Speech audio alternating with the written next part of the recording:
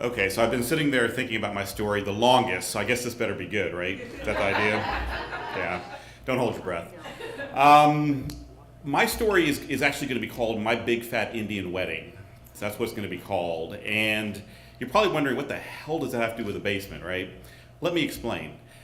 I actually grew up in Ohio, unlike you in Florida, where we did have basements. And Ohio State just won, by the way, 39-38. So anybody, Ohio State fans, anybody? What? I'm out. I'm out. So my mom, growing up, when I think of basements, I think of parties because my mom has a problem. You see, I love my mom, but she has a problem. Her problem is she loves to throw big parties. I mean, just unbelievable. Like, she will take what should be maybe a 10-person party and make it into a 50 or a 100-person party. So all I remember about our basement was that every single one of my birthday parties was in the basement every year. I'm an only child, so every year we would have my birthday party there. We had my high school graduation party there. We had my college graduation party there. We had my medical school graduation party there. Everything was just these incredibly huge parties with like 100, 200 people and people that I didn't know.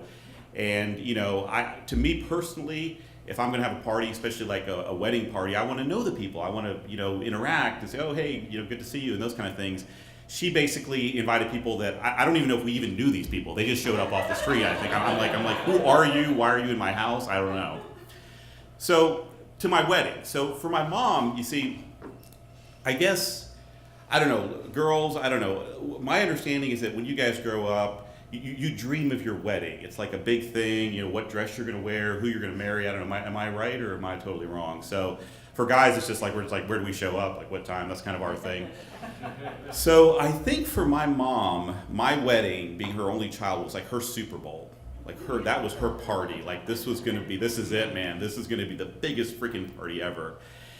And I literally remember, when I was in my own wedding, I actually felt like an actor in my own wedding.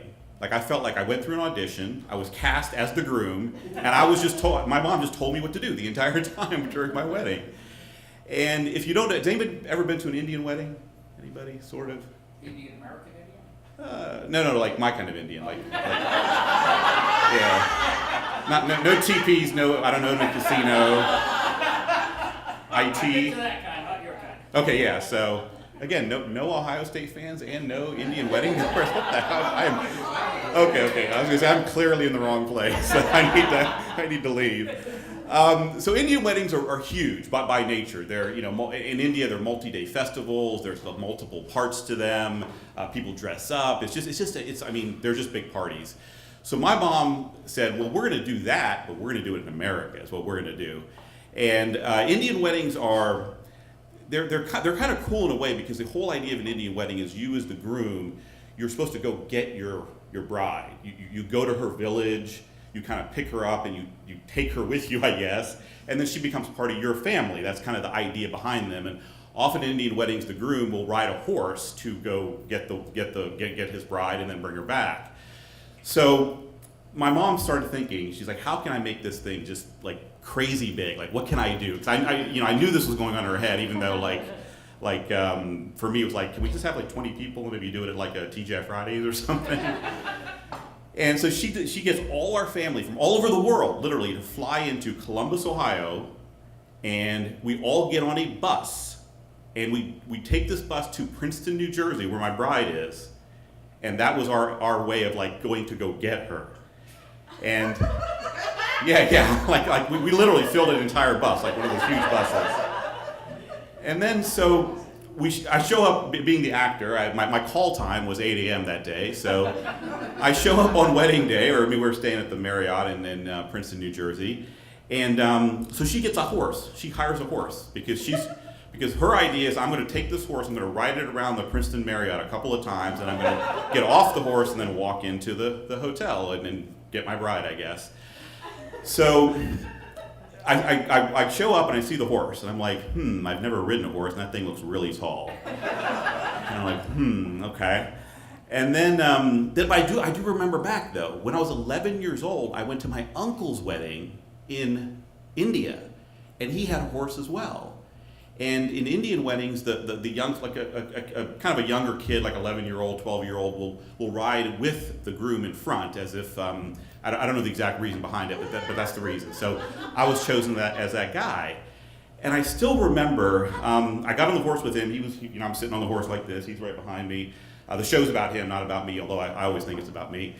And they started doing fireworks. And this horse did not like fireworks. This horse started doing jumping like this, and I was like, and I was 11 at the time, and I was like, get me off this freaking horse. I think I somehow got off that horse. So this is what's going through my mind as they're telling me to get on this horse. And I'm like, No fireworks. are you sure about this? So anyways, I get on the horse, and they start riding this horse around the parking lot of the Marriott Hotel in Princeton, New Jersey. Very, very awkward scene. I can imagine white people driving by going, what the hell are they doing over there? like really, what are these brown people doing? Because there was a lot of us, a whole bunch of us. And so they start playing the drums very loudly. And I'm like, oh no, this horse is not going to like these. This is it. The horse is going to start. I'm gripping, I'm holding on. I'm like, this is it. Here it comes. Here comes the horse. And the horse is just calm as can be. The horse is like, it doesn't even care. And I started, I think, having a mental conversation with the horse, even though, in my mind, the horse could talk, but in my mind, I'm sure the horse didn't really talk. And the horse just kind of looks back at me like, dude, what is your freaking problem? And I'm like, I'm nervous, you're going to jump. And the horse is like, no big deal. And later I had found out that this horse, the name of the horse was Gray, and this horse had done 300 Indian weddings at this point. The horse didn't care. I cared more about this, and the horse was like, whatever, dude. I'm like, I gotta get out of here. Let's go, I'm getting paid. So that is the story of my Indian wedding. We of course had the wedding, and then of course it ended up back in our basement in Columbus, Ohio, after this 3-day ceremony in Princeton, New Jersey. So that is my story.